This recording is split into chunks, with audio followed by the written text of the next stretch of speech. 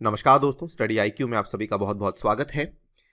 Recently हमारे विदेश मंत्री डॉक्टर एस जयशंकर जी ने इन्होंने एक ऑनलाइन इंटरैक्टिव सेशन के तहत, जिसमें कई सारे देशों के कई सारे एक्सपर्ट्स मौजूद थे, वहाँ पे उन्होंने एक स्टेटमेंट्स कुछ इस तरीके से दिए हैं जिसमें उन्होंने चाइना को फिर से ब्लेम किया है for the LAC stand of, जो कि फिलहाल लद्दाख में चल रहा है। और ऑल्सो यहाँ पे अपनी कमेंट्री के थ्रू इन्होंने चाइना की हिपोक्रेसी को भी कहीं ना कहीं एक्सपोज किया है। आप देख सकते हैं, ये आपके सामने टाइम्स ऑफ इंडिया का आर्टिकल है। China gives 5 differing explanations for deploying large forces at the LAC, ये जयशंकर जी ने कहा है। यानी कि चाइना बार बार और अलग अलग टाइम पे कभी कोई जवाब देता है, कभी कोई जस्टिफिकेशन देता है, जब भी उसको सवाल पूछा जाता है कि आपने इतनी सारी फोर्सेस को LAC पे तैनात क्यों किया हुआ है। नाउ आपको समझना होगा, ये चीज काफी सिग्निफिकेंट है। देखिए, नॉर्मली इंडिया या फिर इंडिया के कोई भी ऑफिशियल्स हों, इंडिया के कोई भी मंत्री हों, ये कभी भी ऐसे स्टेटमेंट्स इंटरनेशनल फोरम्स पे या फिर ऐसे सेशंस में नहीं देते हैं जहां पे मल्टीपल कंट्रीज के लोग मौजूद हों। इंडिया अक्सर ऐसी बातों को बायलैटरली सुलझाने की कोशिश करता है, बट ये चीज़ इसीलिए सिग्निफिकेंट बन जाती है बिकॉज यहाँ पे doctor S Jaishankar did not hold himself back, और इन्होंने जो भी इनको लगा रिगार्डिंग चाइना, वो इन्होंने एक ऐसे फोरम पे जाके बोला है जहां पे कई सारे और लोग भी इसको सुन सकेंगे। ये मैं समझता हूं काफी बड़ा अपने आप में बदलाव है इंडिया की आने वाली फॉरेन पॉलिसी में। हो सकता है और भी हमें कुछ चेंजेस देखने को मिलेंगे। तो इसी के संदर्भ में हम बात करेंगे कि बेसिकली क्या क्या कमेंट्स यहाँ पे हमारे विदेश मंत्री के द्वारा दिए गए थे। चलिए स्टार्ट करते हैं मेरे साथ। मेरा नाम है अनिरुद्ध। यदि आप इस लेक्चर की PDF को डाउनलोड करना चाहते हैं तो मेरे टेलीग्राम चैनल से कर सकते हैं। इसके अलावा सोशल मीडिया पे भी आप मेरे साथ जुड़ सकते हैं। स्टडी IQ ऐप को जरूर डाउनलोड करें from the Google play store अगर आपने अभी तक नहीं की है। और इस ऐप पे हमने आपकी UPSC की तैयारी को आसान करने के लिए कई सारे कोर्सेज लॉन्च किए हैं। अगर आप UPSC 2021 की तैयारी कर रहे हैं, इस कोर्स को जरूर बाय करें, which goes by the name of past year prelims discussion course. इसमें हमने पिछले 10 साल के पेपर्स को सब्जेक्ट वाइज डिस्कस किया है। All right, we will directly cut to the chase और बात करेंगे कि क्या कमेंट्री की गई थी। हमारे जो एक्सटर्नल अफेयर्स मिनिस्टर हैं, उन्होंने क्या कहा? उन्होंने कहा कि China has given India 5 different explanations for deploying large forces at the LAC, और ऐड किया that this violation of bilateral pacts has very significantly damaged their relationship, which is now at its most difficult phase in the last 30 to 40 years। कि China को जितनी बार भी India ने सवाल पूछा है, चाइना ने हर बार कोई नई जस्टिफिकेशन दी है, जिसकी वजह से उनका जो बायलैटरल रिलेशन है वो काफ़ी हद तक ख़राब हो चुका है। और इनका ये भी मानना है कि हमारा बायलैटरल रिलेशन पिछले 30-40 साल में सबसे ज़्यादा मुश्किल दौर से गुजर रहा है, जिसमें से निकलना काफ़ी मुश्किल है। इसमें जो एग्जैक्ट स्टेटमेंट कहा गया है उसको भी समझेंगे। इन्होंने कहा कि कई सारे एग्रीमेंट्स हम दोनों देशों के बीच में साइन हो चुके हैं, और ये एग्रीमेंट्स दोनों की सहमति से ही साइन हुए थे, जो कि 1993 से साइन होते आए हैं। इसको लेकर भी हम एक अलग वीडियो बना चुके हैं, ये बताने के लिए कि कौन से बायलैटरल एग्रीमेंट्स हैं जो कि चाइना ने यहाँ पे साइन किए हैं और जिनको वायलेट किया है। और बेसिकली इन सभी एग्रीमेंट्स का जो मूल जो फाउंडेशन है वो यही है कि कोई भी कंट्री, ना चाइना ना भारत, किसी भी तरीके में बहुत भारी मात्रा में फोर्सेस को बॉर्डर एरियाज पे नहीं लेकर आएगी। लेकिन ऑब्वियसली यहाँ पे जो शुरुआत थी वो चाइना के द्वारा की गई थी, so obviously India had to react.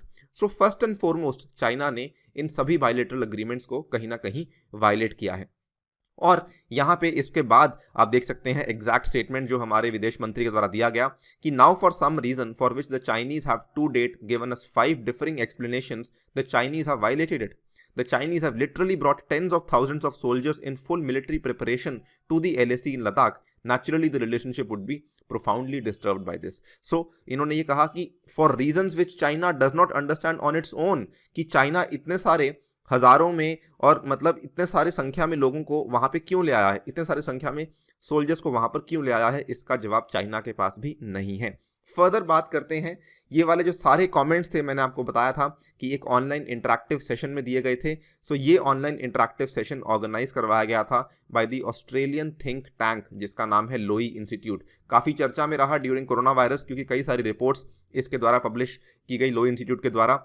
इन्होंने यहाँ पे ये भी कहा कि we are today at the most difficult phase of our relationship with China, certainly in the last 30 to 40 years, और you could argue even more.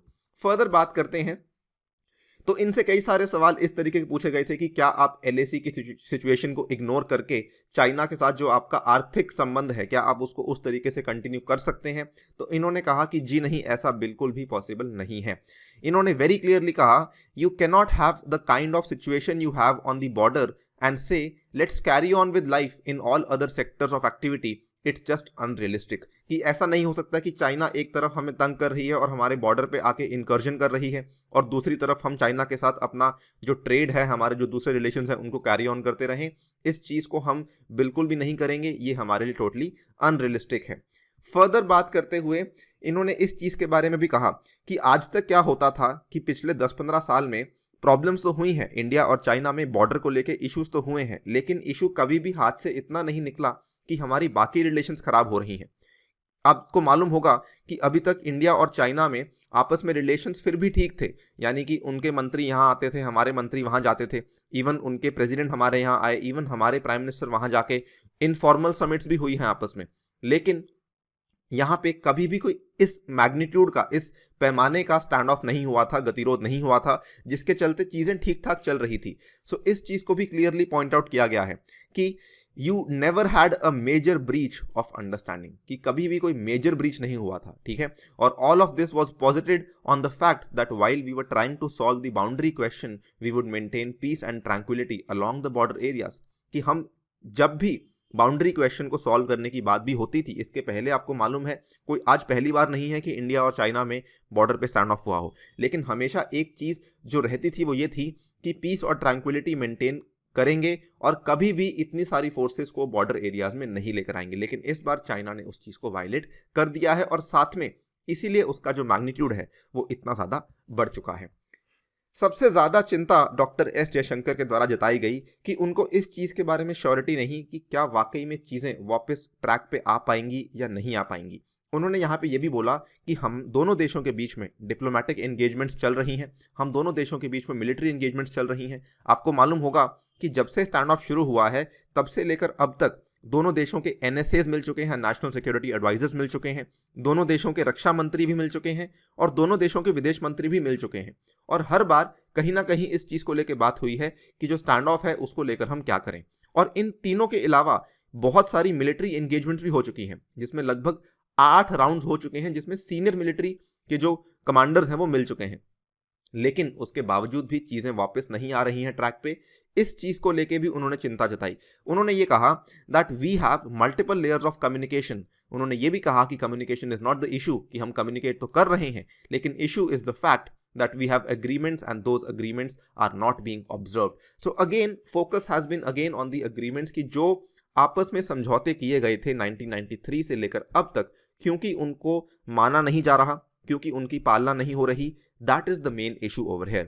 Now I hope आपको एक चीज़ यहाँ पे समझ आई होगी कि जो मैंने आपको शुरुआत में कहा था कि यहाँ पर जो कहा गया है वो शायद उतना रेलिवेंट नहीं है, लेकिन किस मंच पे कहा गया है ये बहुत रेलिवेंट है।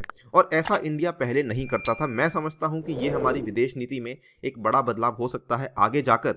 अगर इंडिया इस तरीके से प्रोसीड कर रहा है तो हो सकता है कि चीज़ें और भी बदल सकती हैं। इनफैक्ट हमने कुछ दिन पहले एक वीडियो बनाई थी जिसमें हमने आपके साथ ये डिस्कस किया था कि डॉक्टर एस जयशंकर ने कहा था कि इंडिया चाइना का जो स्टैंड ऑफ है LAC पे, उन्होंने खुद इस चीज़ को एक्सेप्ट किया कि हो सकता है कि ये बहुत साल लग जाएं तब जाके शायद रिजॉल्व हो सके। ये वाला जो इंटरव्यू था उसमें भी इन्होंने काफ़ी कैंडिडली बात की थी विद द हिंदू। तो द हिंदू न्यूज़पेपर ने इनका इंटरव्यू लिया था जिसमें उन्होंने काफ़ी प्रॉपरली बताया था कि उनको इस चीज़ का काफ़ी हद तक आइडिया है कि शायद ये वाला स्टैंड ऑफ काफ़ी सालों तक चलता ही रहेगा। और लेकिन उस इंटरव्यू में भी एक खास बात क्या थी कि इन्होंने आउटराइटली चाइना को ब्लेम किया था। इन्होंने तब भी ये कहा था the bottom line right now is that we have bilateral agreements that commit both countries not to amass a large number of forces along the LAC, लेकिन without credibly explaining why the Chinese have chosen to violate the compact. So ideas वही हैं जो ये तब बोल रहे थे the Hindu को, वही चीज़ें अब ये जाके एक इंटरनेशनल मंच पे बोल रहे हैं, एक इंटरेक्टिव सेशन में बोल रहे हैं, ठीक है। But What is important over here is कि ये चीज़ें बाहर आ रही हैं। The best part about these interviews and these sessions is that कि इन पर्टिकुलर चीज़ों से जो इंडिया वाकई में सोचता है वो चीज़ों को वाकई में इंडिया सामने रख रहा है। अभी तक क्या था, इंडिया इन चीज़ों को केवल बायलैटरल मीटिंग्स, बायलैटरल सेशंस तक ही सीमित रख रहा था। सो मैं समझता हूं कि ये पहला कदम डेफिनेटली काफ़ी अच्छा है इंडिया के द्वारा, and if this does leads to some fruitful resolution तो वही बेहतर होगा हमारे लिए। इसी के साथ मैं आपसे लेता हूं विदा। आप अपनी कमेंट्स और अपनी राय दे सकते हैं नीचे कमेंट सेक्शन में कि क्या आपको लगता है कि भारत की विदेश नीति में कुछ बदलाव आ सकता है,